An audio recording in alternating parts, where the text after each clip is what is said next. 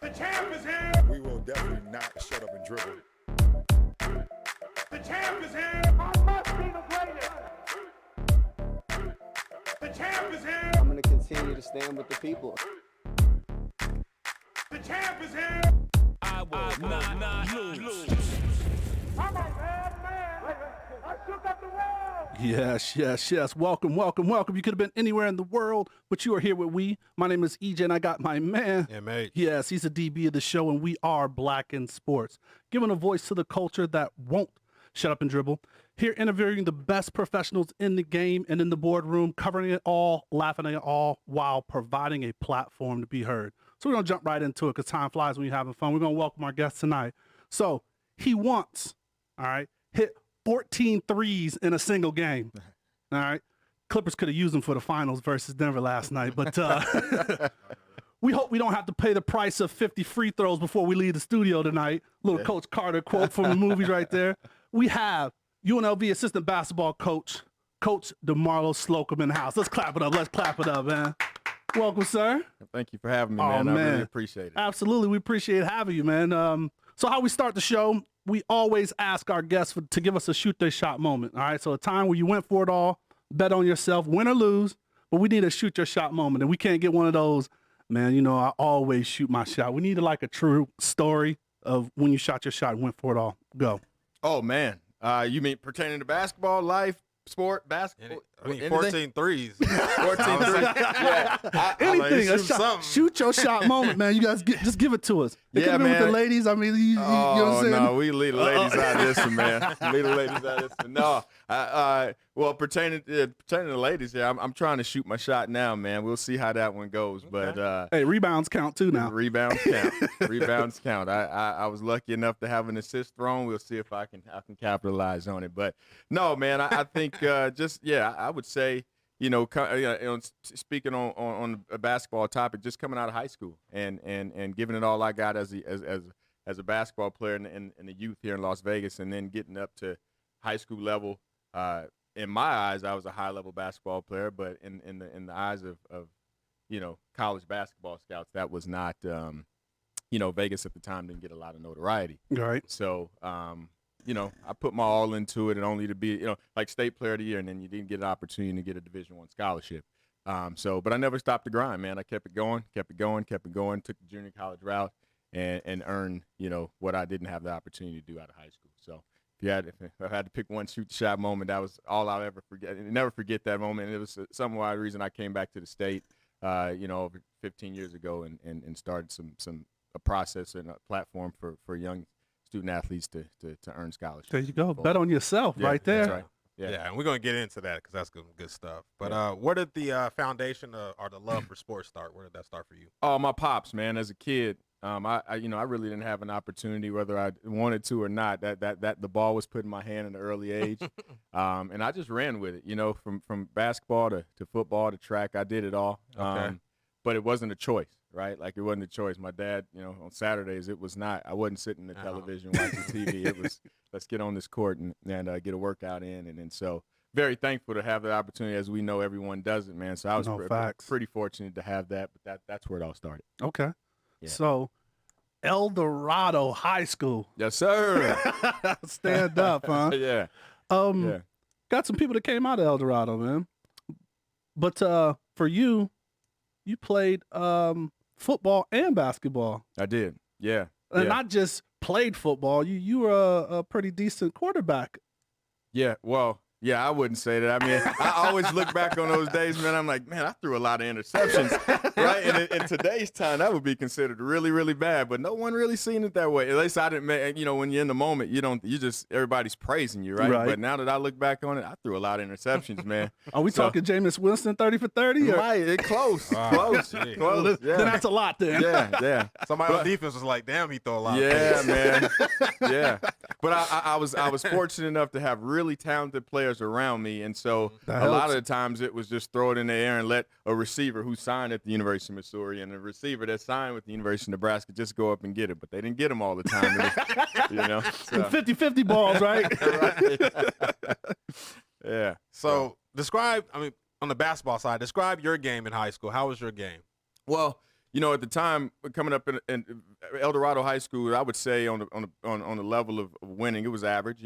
Like they weren't like big time contenders. And I was fortunate enough to get recruited by the Gormans and all that, but just chose Eldorado because for whatever reason at a young age, I just wanted to make a name for myself. Then I had some friends there that I'd grown up with, and we all went. But yeah, it was good, man, because like Eldorado wasn't the Gorman, and it wasn't at the time the Rancho High School and Cheyennes of the world. And so it was just good for me to I had my circle of friends, and we all stuck our necks in there and said we're gonna put this place on the map. But I mean, now listen, they had some good teams, but we didn't see it in our era, and as I was coming up, and so I just didn't want to do what everyone did. I didn't want to go to Gorman and play with everyone. I just wanted to do my thing and be with my friends and be able to walk to school, and I have no one put me in the car and like all my other buddies that came up playing football. That's what they did. Everybody just ran to Gorman. I was the one that chose to go to Eldorado and just like that. Yeah, there you go. Yeah, I like that. Say we ain't going to the Lakers. We're going to the Clippers. That's right. I love LeBron, man, but I just ain't really a fan on how he always does it. So I was on the other side of that. There it is. Yeah. Right. So, like you said, opening up, thanks to Pops and just your whole family unit, you did play a lot of sports. When did you decide, to say, hey, basketball is the leading lane, from football, track, and basketball? How did you make that determination? Yeah, it was really hard, man, because, obviously football's played in the fall, and I clearly remember we had a really good team my junior year. We had probably 6 or 7 division in football, ones. You mean?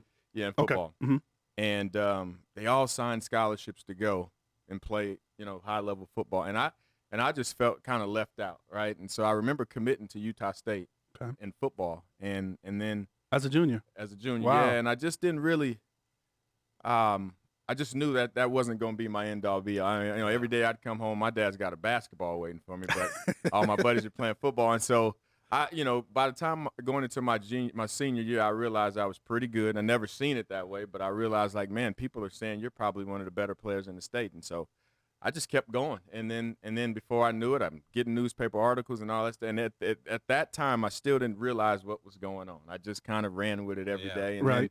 Then, man, I realized, like, man, I like being the best. Like, I like being better than everybody else. I don't, the average stuff is just for average. I don't know what that means. I love it. Yeah. So I just stuck with basketball and my dad played college ball, so it was pretty natural for me to stick with basketball and separate myself from football.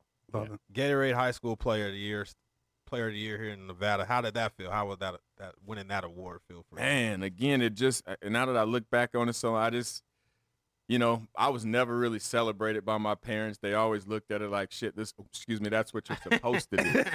Right? Like, that's what you're supposed to do. And so you said it right. Shit, that's what you're supposed to do. Well, that's how moms would say it for sure. Gotta love moms, boy. Yeah. Moms keeps it all the way real. Yeah, no doubt. But yeah, it was pretty cool. It was pretty cool, just knowing some of the names that had gotten that award over the past years. And I still have it on my wall as we speak. And just being from this city, it's pretty proud moment for me. At that age, I didn't think about it. But now that I look back on it, man, I look at some and recruit some of these kids. Everybody fights for it. It just wasn't talked about as much back in the day. Yeah. But no, any kind of award like that, on a national scale like that. So that's dope. Yeah, it was pretty cool. Yeah. So you were a scorer. I tried, but I always tell people, I always tell me, like, it just wasn't in the. You can call me a good scorer, but it just wasn't a lot of good basketball players in Vegas. I was just one of the better. Yeah, you're not being humble, right? I love it. Well, the talent has the level of talent here in Vegas has went up. Yeah. And there was probably 5 good players in the state when I was coming up, but now there's 20. I mean, there's 10 plus guys go Division I out of this city every single year now. So. And getting heavily touted like early on, right? Yeah, nationally. Yeah, absolutely. So I scored a few points, but I scored them against bad players, So. All right, so we jump into you did your first 2 years at Dixie. Mm-hmm. So tell me what the connection with Dixie and Vegas, right? Because we had Marcus Banks on, and he did that, and I think we had someone else that mentioned something about like maybe they were going to go, but what is that connection and like how did that kind of start? You know what? I think again, like I said, back in that time, we didn't have AAU basketball, so a lot of good players out of Vegas had to go junior college, right? Okay. And so they didn't get to get on a plane and get on the bus and drive and play in these national tournaments. But Dixie College was an hour up the road, and they gave full ride scholarships. Right? Oh, wow. But Okay. if you went to California, where most junior colleges were, there were Right. no full ride scholarships. Everything was Partials and- partials and more financial aid based. Right. Whereas the Dixie had actual full ride scholarships, and at the time was one of the top junior colleges in America. Now that makes sense. And so, Yeah. so they it was kind of like Vegas was a hidden gem that they just tugged from for years, And in fact, my dad played at Dixie, and he was one of those guys, and they just had a really quiet, pipeline from Vegas to Dixie, and that's how we all ended up there. Secret's out now, Yeah, though. yeah. Well, now they're Division II. Oh, okay. Oh, excuse me, they were Division II the last 5 years, and now they're actually transitioning into Division I, and they're going into the WAC conference. Oh, wow. Yeah. That's so, a great move for them. yeah. To go to the WAC, it would be a really great move for them to step up. Yeah, I didn't know they made that transition. I didn't either. They did. This will be their first season, which will be interesting based on all that we're going through. Right. But yeah, I'm it's an alma mater of mine. I'm pretty excited to see. I always thought it had Division I potential. Like football was always really good there. Mhm. Facilities were really good. People in the city love it. Okay. So Oh, really? So the city supports it as yeah, well? and it's not big. Yeah, but still, like, they're there. They're there. Yeah, 'Cause yeah, that's yeah. all they've got, right? Right. So yeah, I'm pretty exciting Uh-oh. to see them. Last chance you And I was gonna, at Dixie. I was going. Well, I mean, Hey. we were just about to talk. I was just about to talk about that, because we just had my little brother. We went to JUCO route. We had just had him on the show a couple weeks ago. Mm-hmm. We got his feeling our experience of junior college. So going that route that you went, what was your experience walking onto the campus? Because what we did is we took like the Netflix, the Last Chance You, Yeah. but they've been doing football. Now they're and going to basketball. so Yeah. definitely like to get your perspective on that. Yeah, it's a grind. I tell you what, like it is. Junior college is not for everyone. There you go. It's not. I mean, you don't get the lavish meals. You don't get the lavish plane rides. I mean, it's McDonald's, Denny's. You're taking 10-hour bus rides. Yeah. And every day you've got to perform to get to where you ultimately want to be, and that's Right. to Division I. And so, and it's really easy to get distracted, right? Because a lot of kids on the junior college platform are just there because they can go, right? And it's not expensive to go. So you've got a crowd of people who are just there because they want to say, I went to college. Then you got a crowd of guys and athletes that say, hey, I got a drive to be and a desire to be Division I basketball. And then you got the regular students that are just going to school. I had to separate myself, but it took a lot of focus and head down and keeping my grind, because in that environment, it's pretty easy to get distracted, because you're fending for yourself, man. You are. So did you ever feel, I guess, rushed to get to the next kind of portion of your career? Because I know, like, going to JUCO, like, It's a you time want, thing, yeah, right? you want to get those 2 years there, and then you want to go to obviously another 4-year university. So Yeah. going there as a freshman, did you feel like in a hurry, or was just this is the step I got to take? Yeah, I was a qualifier. Most guys go because they are non-qualifiers and they Right. have Yeah. to go. I was a qualifier out of high school. I just Okay. had a weird scenario. I was, again, like you said, state player of the year, qualifier, and still Division I That's scholarships didn't come out direction. And so I went to junior college, and I played my first year with the thoughts of leaving after year one because okay. I was a qualifier. Gotcha. And but there was a coaching transition. A new coach came in, and I had an injury, didn't really like the scholarship offers I had, and he talked me into coming back, so I stayed a second year. Okay. And it worked out, and I got my 5 or 6 scholarship offers to choose my one, and the rest is history. I chose Georgia Southern, and it worked out Georgia for- Southern. Yeah. Georgia. Yeah, man, it's a heck of an opportunity for me, and I wouldn't trade it for the world. So how did that come? Because I think Tennessee was in the loop. UTEP, UTEP. BYU, BYU. yeah, San Diego State, and Yes. so. And once you got down there, what was the kind of feel? Was it like I've arrived? Like there's no more JUCO? Like was it just ready to like tap in? Like what was the whole? Super excited to say I was playing Division I basketball. Right. Right? Yes. But yes. I'll tell you what, man, it was I understood pretty quick, like, this is a different environment, different That's region. what- You know, if you wear glasses, people ask you, do you have medicine in your glasses, right? Or you know, I speak pretty normal, but people tell you you're proper, right? I'm Right. like, Like, no, pro- I'm not no, proper. proper. Like, you're just country, right? But no, it was great, man. I still have lifetime friends, and man, I love the South. I really do. Yeah. Had to be different Yes, going it from was. Utah to the GA, boy. Oh man, yeah, it was. I remember getting picked up from the airport from one of the assistant coaches, Mhm. and he drove me to a place called Steak and Shake. Right? You guys remember? You guys Yeah. know Steak and Shake. Yep. We And got I- him here now, finally. Oh man, that was the best burger I had driving, and it was a 3-hour drive from Atlanta to Statesboro. Okay. And I just remember never seeing that many. You know, coming from the west, it's all desert. You know, yeah. but there was trees everywhere, and then obviously you get on campus and leaving St. George, Utah, right in the middle of Statesboro, Georgia, talking about a culture shock, man. It was good. It was good. Yeah. Nice. So their style of game different? Obviously, it's Division I, but Mhm. the local guys, because there's probably some local guys there on the team. Yeah, Yeah. that makes sense. Yeah. Was their game just completely different than what you have seen and been used to back in the time? Yeah. Everything was different. Yeah. The pace, the physicality, and then being the long guy from Las Vegas to Georgia was always you were always approached different, whether you were between the lines or in the cafeteria. Everything was different, but style of play wise, absolutely, physicality, the speed, pace was a whole different level for sure. Can only imagine. I can only imagine. Yeah. man. But the points continue there as well, right? Yeah. It wasn't 25 a game, but Okay. but no, it was good. Yeah, I had Still leading scorer, like top 5, top. No, not as No. much, man. I was, my junior year. Okay. We were good, and I was a piece to the puzzle. And then my senior year, we had a coaching transition again, and in sports, And people don't understand that's big. It is. It's impactful, man. It's Big time impactful to your career and just the continuity of how stuff happens. Absolutely. Wow. Yeah, and then so what happens is just we deal with it every day now. Is you take a job and all of a sudden there's 4 or 5 kids still remaining on that roster, and you have the ability to say, hey man, we're not bringing you back.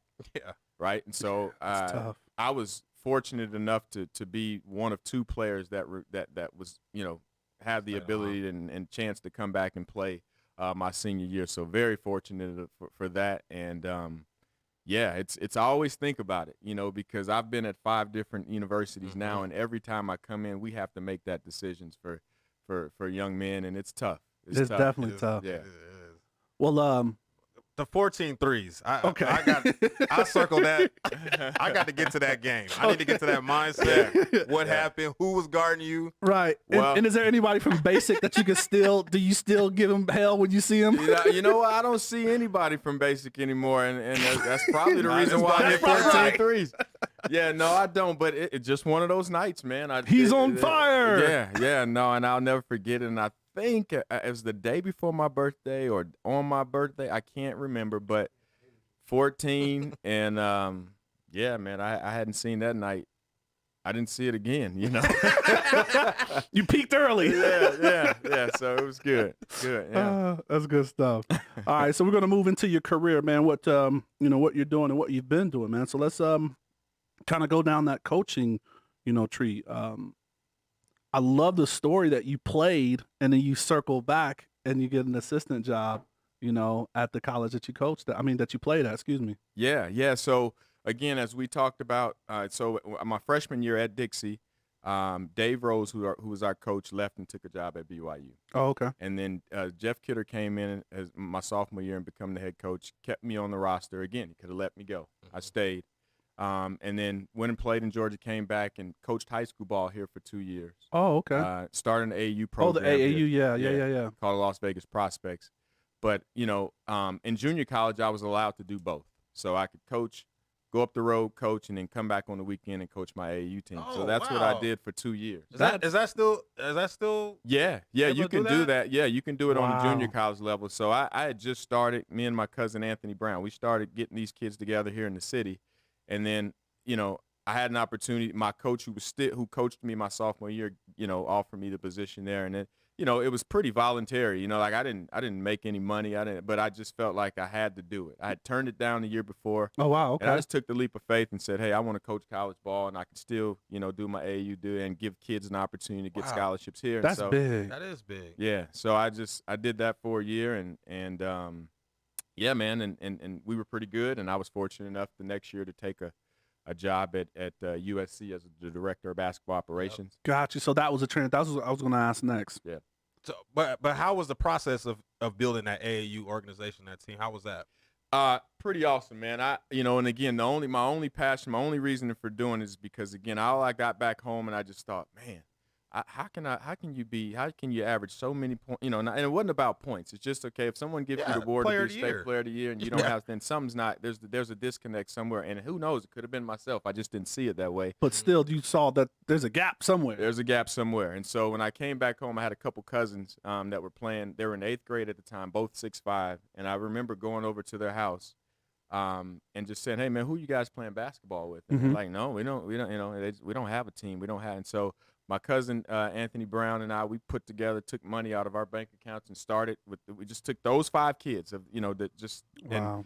and then it just kind of went from there. Yeah. And so I'll never forget, we went and won a tournament in San Diego, and the guy walked up to me and by the name of Sonny Vaccaro, who was a huge AAU name, and said, hey, man, He's more than that. yeah, who's your team? Who's your, and no one. I'm like, hey, we just kind of put him in a 16-passenger van and drove him down.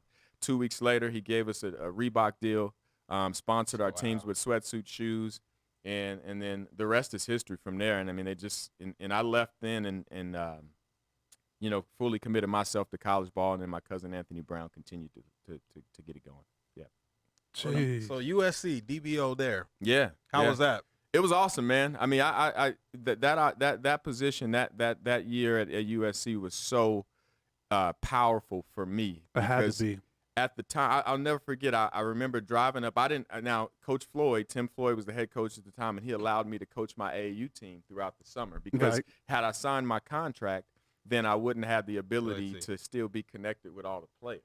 Right. All the players. Yeah. So yeah. So I remember driving up. I drove my car. I didn't have a car actually. Okay. And I rented a car. Because remember, at Dixie, I didn't make any money, so I remember renting a car and driving to California. But it was on a Saturday, and it was the first day USC played, and they were #1 in the country with Matt Leinart and Reggie Bush. Wow. And I remember driving up to that campus saying, like, what? And like, What is this? People are camping 10 miles up the road, right? And I'm like, what am I getting myself into, man? That's the 3rd professional team in LA. Yeah, absolutely. And so, yeah, that's what I remember as my first day. But then it was just a transition. I just jumped in and said, let's go. Mm-hmm. And I was just open to learn and listen. But the position is different now. Then you could actually go within 30 miles of the campus and recruit, but you couldn't wear the gear. What? Okay. Right? Yeah, you can go within 30 miles of the campus and go to practices, high school games, the whole nine. So that's what the job was then. Now our director of basketball operations, he can't coach.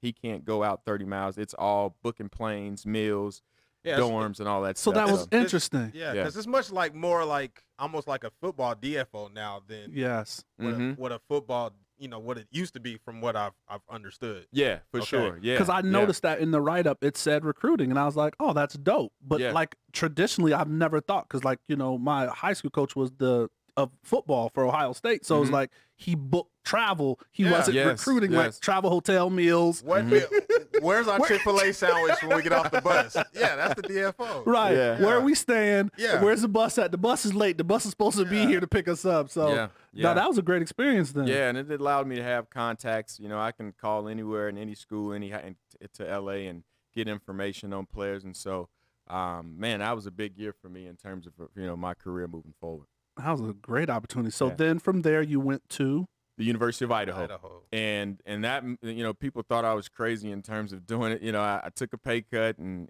at that time in your career, and this is where things have changed, like you don't make it about money. Like it's about, that next step up in your career, whether it's more money or less. And so I went from SC to University of Idaho, and I just needed to get out on the road and really recruit. I felt like I had some context to where I can impact a little more, and again, coach, right? When you're director of basketball operations, you can't get on and coach and instruct. And so took the leap of faith and went to the University of Idaho, and I was there for 1 season. And, it was a great transition for me. It don't always work out that way, right? Yeah. Like Right. In fact, I left a year later, and a year after that, the coach actually ended up getting terminated. His contract got terminated. So, but I was long gone by that time, and my mentor at the time told me, keep your bags packed. Right, you're not gonna want to live in Moscow, Idaho, for too long. So that's exactly what I did. Yeah, so, Living out the JanSport bag, the little Jan. yeah, there you go. Yeah. So you went from Idaho to Colorado State, Fort Collins, Colorado. Fort Collins, you know about Fort Collins? I'm from Colorado. Oh, are you I really? went to Northern Colorado. Did you? I Yeah. did. Oh, is that where you met my brother? My brother Jeremy Jones. Jeremy Jones. He He played. That's where they met. Yeah. Yeah, That's right, Okay, That's yeah. yeah. So, no, I went to Fort Collins, Colorado. One of my people always says, "Where are you gonna retire?" I would love to go back and retire in Colorado. I love Fort Collins. Really? Yeah, I love it, man. It's great. Now, I was introduced to snow, but coming from Vegas, but it was I loved it. I was there for 4 years, under 10 miles, and here in the Mountain West, and it was pretty easy transition for me. I was familiar with the league, just being here from Vegas, seeing UNLV all those years. And, one of those jobs people said, don't do it, because you can't win in the Mountain West. You can't win in the Mountain West. And 4 years later, we were able to make the NCAA tournament, and obviously it gave me the opportunity to move on from there. That's big. Yeah. And so after that, what was the next step? You went to University of Utah. Utah, right? Yeah. That was Utah, right? Yeah, University of Utah. So I was at Colorado State for 4 years, and then University of Utah. And you spent 8 the years. most time at Utah, right? Yep, 8 years. Wow. 8 years. Yeah. So that was awesome, man. I've been very fortunate to work on some high level head coaches, and Larry Kraskowiak leading that charge, man. He's awesome. Absolutely awesome. Been an NBA head coach, college head coach. And then he left the New Jersey Nets as an assistant under Avery Johnson and took the head job at the University of Utah. Called me up, and at that time Utah was in the Mountain West. Yeah. Oh, that's right before the move. Yeah, and then so we transitioned. When I took the job, it was the first year in the Pac-12. And then, again, it was a job like, man, do not go to Utah. They can't win in the Pac-12. They can't win. And then we were fortunate enough just to recruit the right players and do some put great together things. the right plans and win some games. Yeah. And you had some talent. Yeah. You got a couple of NBA people part of your your roster during your time there. Yeah. And I mean, most notable for everybody, because I know that was in the articles, and we'll get to when you came to ULV. But Kyle was like one of the biggest ones. Kyle Kuzma was one of the biggest ones that they talk about. He's got some comments, of course. How was that? Building these guys. Like, did you recruit him? And like, why like the affiliation with him? You're kind of called the guard whisperer. Mm-hmm. So was it just that relationship you built with him? Did you recruit him, or just tell me about some of that time with him? Yeah. So when you step into that world of the Pac-12 and you're in your first year, like, no one thinks that you can go get a top 50 player, right? Not even myself, because at the time kids just don't see you as sexy enough to come at the it's already Utah. It's not Southern California, right? It's not Seattle where Washington is, and so. Or it's not Oregon with all the Nike gear that they all love. Oh, right? They love so that, yes. We had to find a niche, and so we went and found guys that obviously fit the system that we were implementing. And then I remember we were out in Virginia, and I was actually out to see a kid that we had already had committed, and Kyle played the game after. Oh, okay. And so I was out in Virginia. It was 9 o'clock at night, and I had to just take a 2-hour drive back to catch a 7 a.m. flight in the morning. So I'm like, well, I might as well just watch this last game. Right, and so I'm just there watching, and there's this little skinny kid at the time, about 6'5", 6'6", just sprinting to the corner, whack, 3. Sprinting to the corner, whack, 3. Sprinting to the corner. I'm like, whoa, well, maybe I should stay the second half. Like, can he hit 14 threes? Yeah, that looks familiar now. No, so then my boss is like, man, he's a pretty good player. Right. You guys, you should look. So I just dived into it, and then just like you said, built the relationship, and then I stalked him. I really did. I just said, I just stalked him. Called him every day, and I'm just like, look, man, I remember telling him, like, there's no assistant coach in America that's going to call you more than I call you. And if it is, you got the right to go to anywhere you want to go. You don't have to come to Utah. And a year later, he was wearing out. But he had a unique story. And I don't say this to everyone, but Kyle, he was in a very, unstructured high school scenario where the prep school coach at the time was telling him, like, man, you come here, we'll do A, B, C, and D to get you to where you want to come. Well, his transcript it wasn't applicable to what transitioned to Division I. And he didn't know that as a kid. So once we brought him on his visit, I just told him, like, look, man, if you go back to this prep school, it's probably not going to work out for you. So he believed in us, and we in fact, when he left his visit, we didn't fly him back to Philadelphia where his prep school was. We flew him back to Michigan. And I says, hey, if you want to come to Utah, we can help you. Yeah. And he's like, yep, coach, that's where I want to go. I want to go to Utah. So we turned his transcript in to the NCAA. They granted him a year of a redshirt year. Okay. What's interesting, he didn't graduate from high school. We had to get him a high school diploma.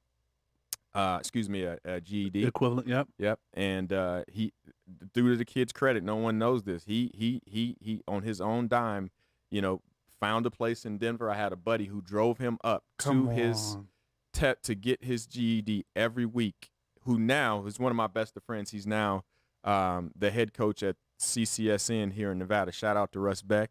Okay. He's the head coach here, and Russ drove him up to Denver every single day for me to get him a GED, and the rest is history. We got him to Utah. The kid couldn't do a push-up, couldn't do a pull-up, and I always tease him about it.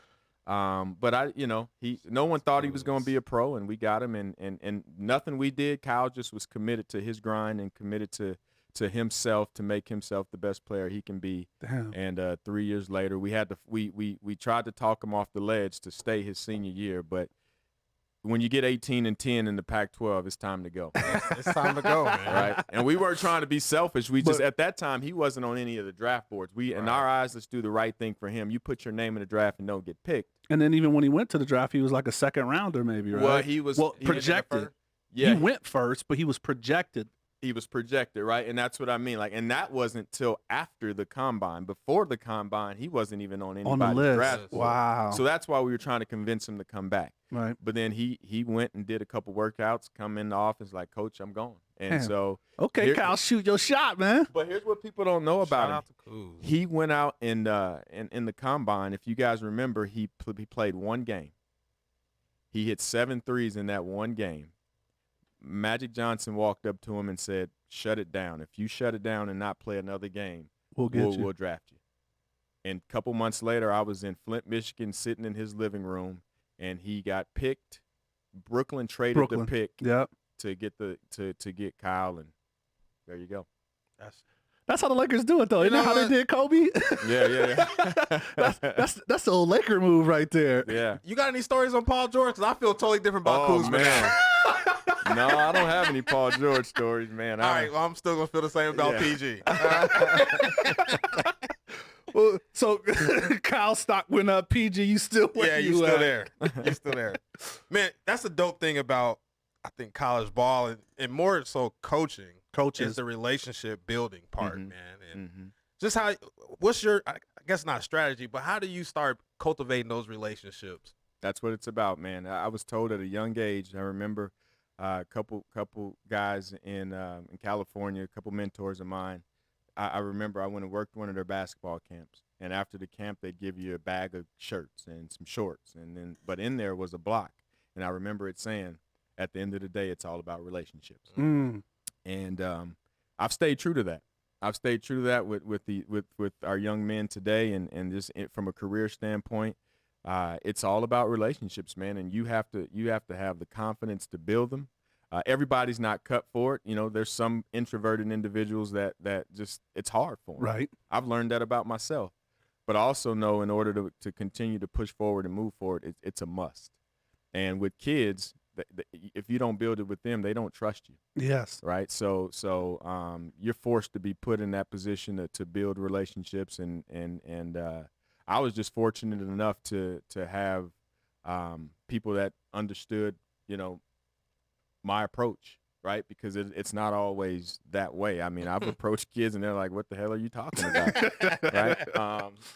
Right? And then so yeah, guys like Kyle just and that's part of recruiting. You have to recognize those kids that will probably grasp your story. Because, Absolutely. Yeah. So And do the work. Yeah, and do the work. And so again, just fortunate enough to have an eye to find those guys, and those are the guys that we kind of go after, and that's helped me, and that's helped some of these young men across my time. This is So- kind of Oh, go ahead. kind of a broad question about college basketball in itself a little bit.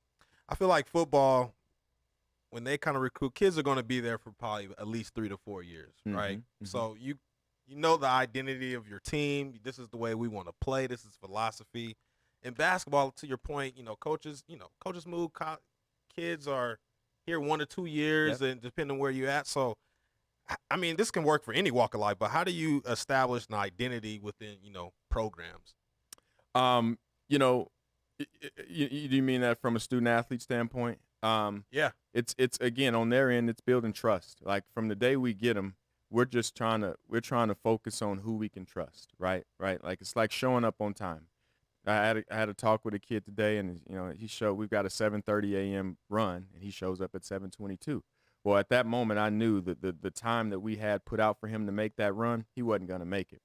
And so early, you just start to see the kids that have the mentality to be ahead of what you're putting in front of them, and it builds. That's the trust that build. I mean, again, if we get kicked out of the game as a coaching staff, you got to have 5 guys on the floor that can be an extension of you. Function. Right. Yeah. And that starts from day one. And that's part of recruiting. I mean, even when you go to these high school games, I mean, some of these kids think that I can be cool and I can do this but that's not what we're looking for. Right. And so we're looking for guys that understand what responsibility is and guys that are doing the right things when people are not looking. And so that integrity piece. Yeah. So it's and so yeah, you start that process from day one, and then the guys that stack those on top of those, good times on top of good times on top of good times, we know we've got something special. Then there's guys that just can't do that, right?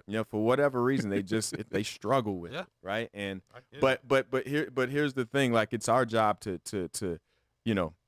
train their brains to become and understand what that means. And that's where you may see a player that's really good as a freshman versus not until he becomes a junior, because some just get it quicker than others. And getting them to buy into the program. The whole program, Yeah. Yeah. And having a high level of respect of what's across your chest, right? Nowadays when you recruit guys, and you got to recruit them for the right reasons, because they got so many avenues to say it's too hard, I want to go the other way. You got options. Yeah. So a couple of things. Talk to me about the recruiting now. Do you think, being, born and raised here, this is helping you? And I'm talking more about keeping the kids local here. We've had a couple of guys and just a couple of people that are here to just say that for the time being, and even at another program, I remember when I was at Fresno, the qualm is like we let our kids get away. And I mean, you've done a great job. I think the Collins kid, you guys got him. Sayon Collins, yep. Yeah, because he's at Bishop. He's a point guard, right? Yeah. So what is it that you guys are doing to focus, or is there any focus to keep the local kids here? Yeah, absolutely. That is the number one focus. Oh, wow, is to okay. keep them here. That's the good reason to why hear. I came back. I mean, when you look from afar, when you're at Colorado State, when you're at Idaho, when you're at USC and all these places, Utah, and all you read is all these kids getting out, right? Like, if I can go and recruit them at Utah, well, how come UNLV can't keep them home? So when I was given the opportunity to come back here, that was the focus, is to keep these kids at home. And so from day one, if anybody can look back and see from the day we took the job, there was 10+ scholarship offers out to the kids of the city in Las Vegas. That's nice. And you guys have a lot of them on the roster. Yeah, and that's going to continue to go, because there's enough talent here to where we don't have to get on the plane and recruit guys. There's enough kids in the city that can play at this level and deserve to play at this level. Yeah, and no offense to Idaho, but UNLV, I remember when I moved to Vegas, I was like, man, this is the running Rebels, right? I mean, I was a Duke fan growing up, but there's still a basketball tradition here. Absolutely. Rich basketball tradition at the university. Yeah. So, and right now that's not the sexiest thing, right? But it's one of those scenarios where everyone has said, "Don't do that, don't do that," and it's just the challenge I love taking on, and I've got a high level of confidence that we'll put the right, young men in that uniform to represent this city the right way. Awesome. Yeah. Well, we want to give you your flowers right now before we get into the quick hits.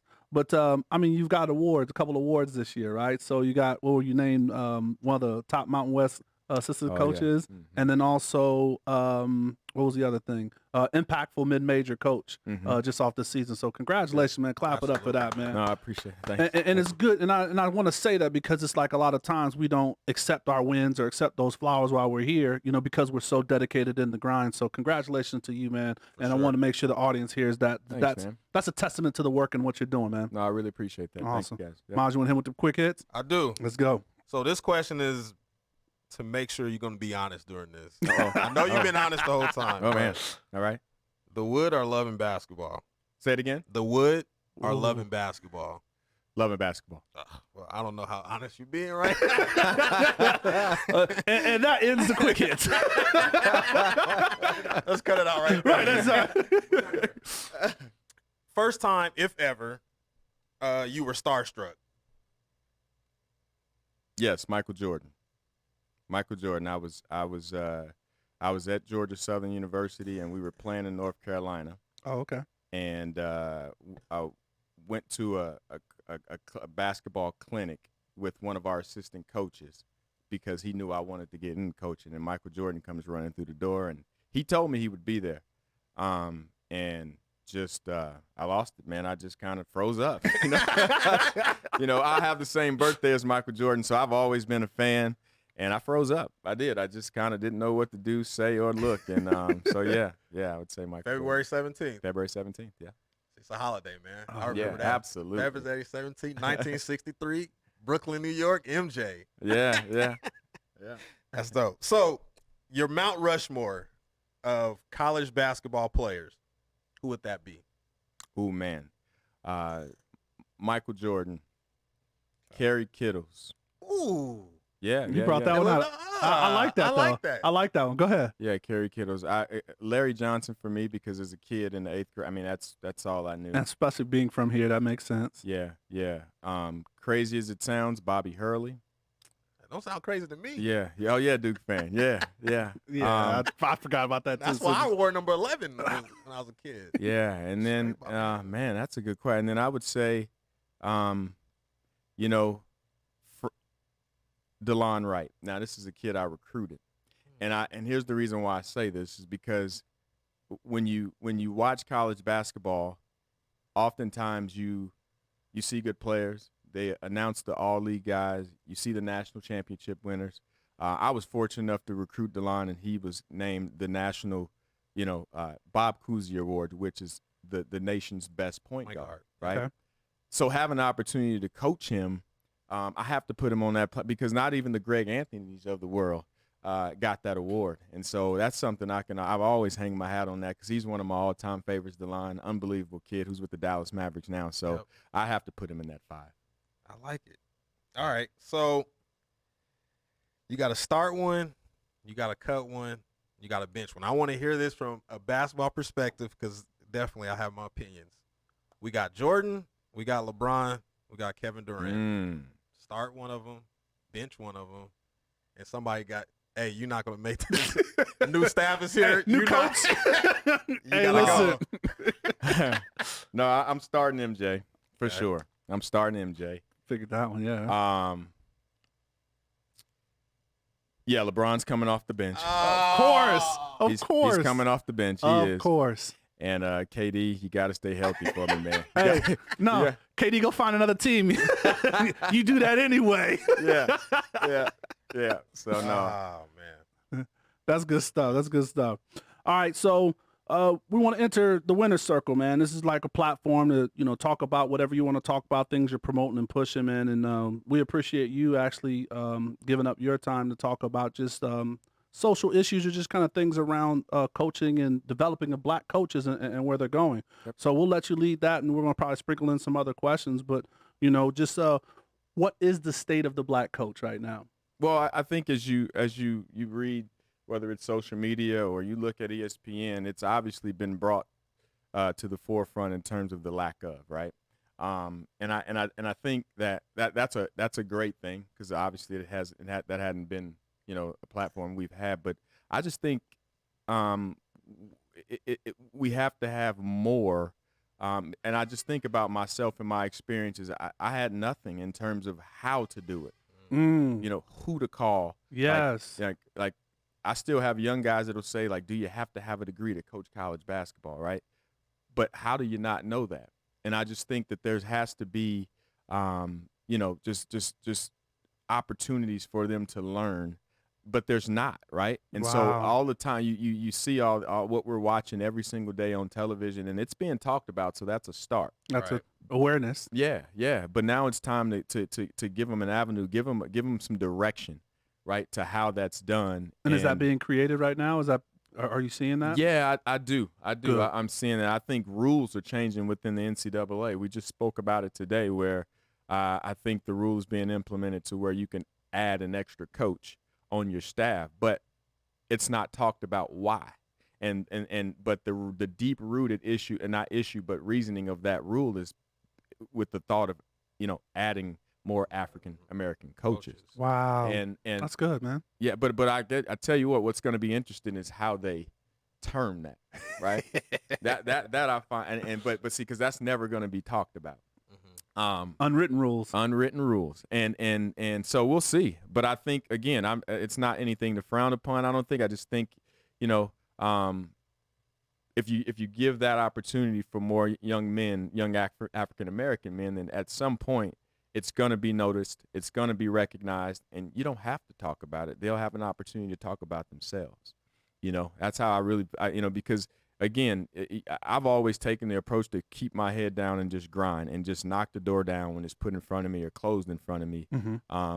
So I couldn't sit here and tell you that I've got the book to tell every young man that wants to be a coach how to do it, other than putting your head down and grinding and ignoring all the distractions of the people that tell you that you can't.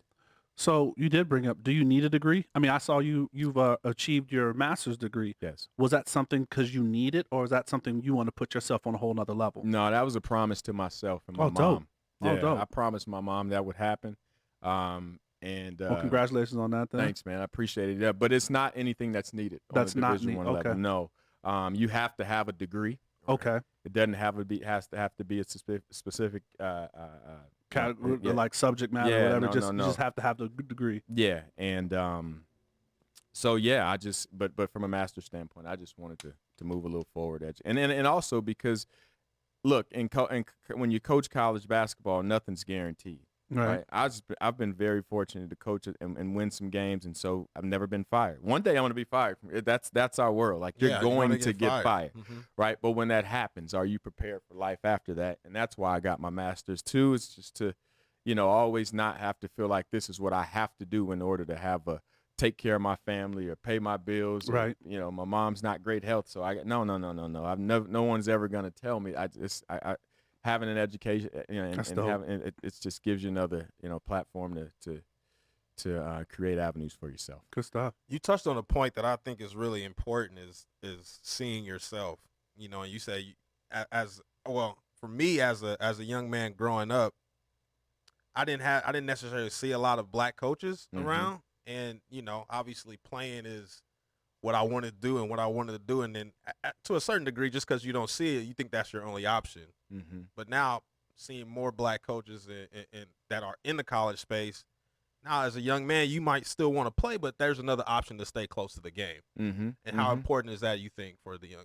Oh, it's huge, man. It's huge, and I always ask young men when they come on campus, like, what is it that you want to do? And because I also think that's a commitment that you have as a coach is, plan to what it is they have an interest in after basketball, because it's going to stop bouncing at some point.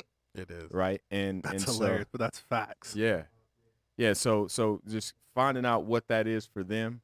But from a basketball and a coaching standpoint, I mean, it's again, like I said, it's understanding them. And then showing them the way, right? Like I mean, I could be a bad assistant by not being attentive to them, not communicating with them. And so, yeah, it's just being you. And what happens is what you learn is that they try to, simulate like you. Oh, Right? 100%. And so you're always on the clock and on in front of the camera with them because your direction is what they pay attention to Big time. all the time. No, that part. for So sure. then with that, I mean, that's amazing and that's so true. So with that, how are you handling these young men coming in with these social issues, right? Mhm, Because it's heavy right now. Yeah. And like, you don't think about it, but like there'll be time, man, I'll call MH up like, yo, Miles, man, like, hey, can I just rap to you?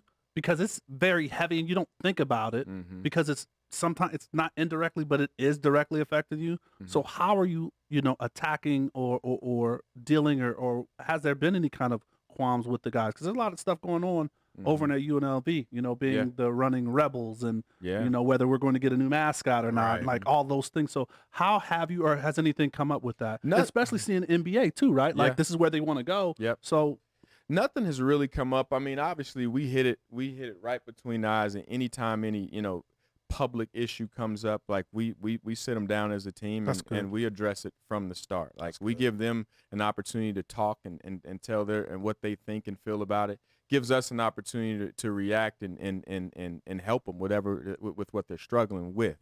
But there's not been anything major because we spend a lot of time with the guys, and if we can sniff it that they're struggling with something, we try to get out in front of it. immediately, that's Yeah. good stuff. The man. biggest thing the biggest thing I think it's gonna be interesting for a lot of reasons for COVID, in terms of having a crowd at our games is it's the national anthem, right? Whether they kneel or stand, and it's pretty interesting because.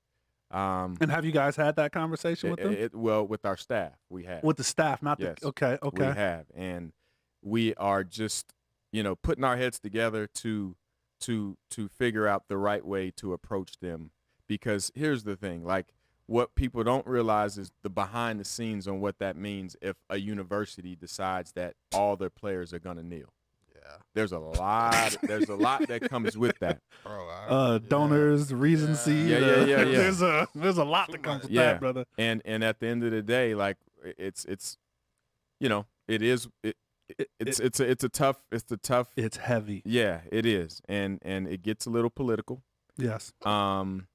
But at the end of the day, we're going to give our kids the opportunity to do what they feel. Dope, This is man. not going to be a political war. These kids deserve to walk with their chest up and their heads high and speak and feel how they want to feel. And part of the thing is why you always love. He's a proponent for college, but this is where you get to develop Absolutely. yourself, right? Yeah. Like, You and if learn you're yourself. if you're growing from a young man to a full an adult, you have to make these decisions and be able to say, hey, we're not making it for you. Yeah. Think about it, understand why you're doing it, and make the decision. Yeah, yeah. Wow. No, it's some interesting What you times. shake your for head us about now. over there? You, Nah, it's you could, it's but that's the some thing. interesting. We didn't have to think about that though. It's really interesting because I personally don't understand. I understand kids nowadays are just athletes. I feel like there's an unnecessary spotlight on them on some things. Mhm. We don't put the same spotlight on entertainers. Our responsibility to them, Yeah. and they're all the same age. But for some reason, the athlete, there's a social kind of responsibility as far as politics and stuff that I think is unnecessary. But Well, like for example, like so we have Gucci Row at UNLV, Mhm. right? So Rick Ross might come down and sit right in Gucci Row because he's got a show in Vegas at Dre's on a Friday night. right, Facts. Okay, that national anthem comes in, and he might just step outside during the national anthem. exactly. Right. Okay. But after that game, I guarantee you, there's going to be a handful. I mean, hundreds of people run up to him for an autograph. Right. Right. But if one of our student athletes decide, like, you know what, coach, I'm not coming out, or I'm kneeling for the game, Just in the bathroom. I gotta use that's going to be frowned upon, 1,000%. And I don't understand that. and it's not. It's- It's unfair, but that's what we're trying to work to get better at. Sure. I get it. Yeah. Kids with the platform, obviously recruiting is a lot different from when you were recruited, but obviously now they have a platform and a brand probably at 10 years old, considering who they are. You know what I mean? So How do you kind of manage that part of it as well? Yeah, that I would say if you want one of the biggest challenges is separating their minds from who they were versus who they are now once they step on a college campus. Because from the time they're 10, everybody's rolling out the red carpet for them and telling them how great they are, how good they are, how hard they've worked. But then when you get them, you understand they've never been pushed. They've never been told no. They've never been told you're not working as hard as you can. And they don't know how to react to that at times. And so the first 6 months is just getting them to understand that you have never pushed yourself as hard as you may push yourself. And it's hard because that's been embedded in them since the age of 10, or they started playing, you know, like that running back that ran 10 touchdowns in Pop Warner, right?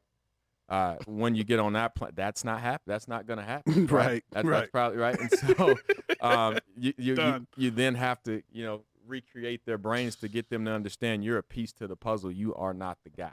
No, right. And the faster you can get 15 guys on a roster that understand that, the faster you have an opportunity, the quicker you have the opportunity to cut down nets one day. So, gotcha. Yeah.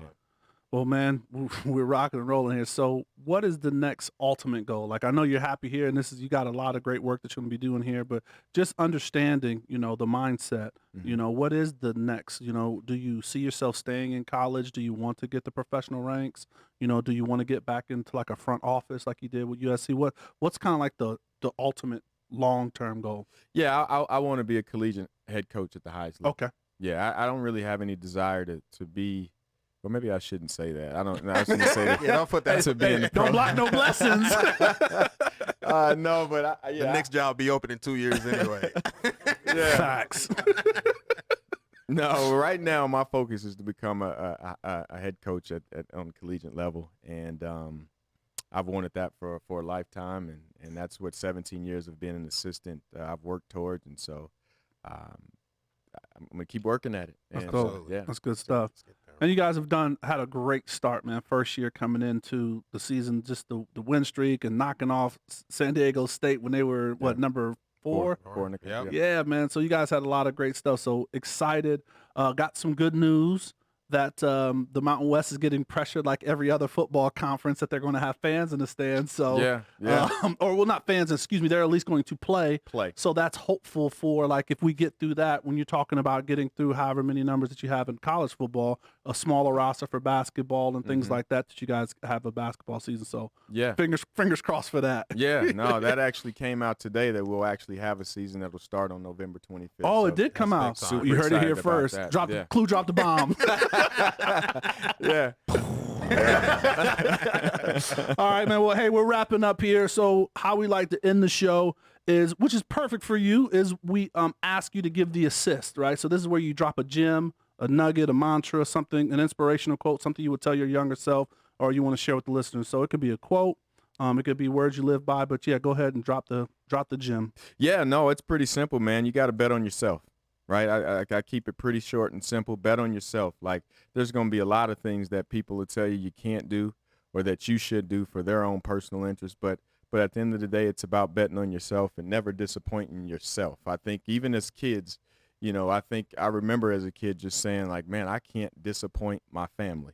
I can't disappoint, or I'm scared to come home and do this when I'm not home, right? Because I'm scared of what my parents are going to say or think about that. So having a fear to let people down, but then when you become an adult, man, it's having a fear to disappoint yourself. Boom. There it is. Well, hey, time flies when you're having fun. Yeah. Thank you so much, man. We want to thank you, Coach, for coming on. I appreciate you guys. Excited that you dropped some new hits for us. So we look forward to seeing you guys on the basketball court. We want to thank you, the people, for listening, man. I hope you enjoyed today's show. Please, as always, give us feedback. And a lot of you guys have been reaching out and give us good feedback for topics for the show, and you've been reaching out to jump on the show. So please continue that. We are Black in Sports on all platforms, and we are Black in Sports Podcast on your favorite podcast platform. So wherever you're listening, man, thank you. Stay safe, practice gratitude, and know we're rooting for you. Screaming, all us blacks got is sports and entertainment until we even.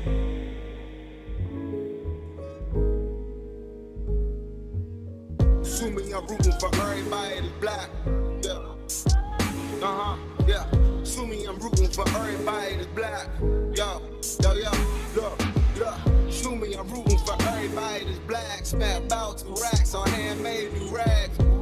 I'm rooting for everybody that's black. That's everybody from sports to college class to rap.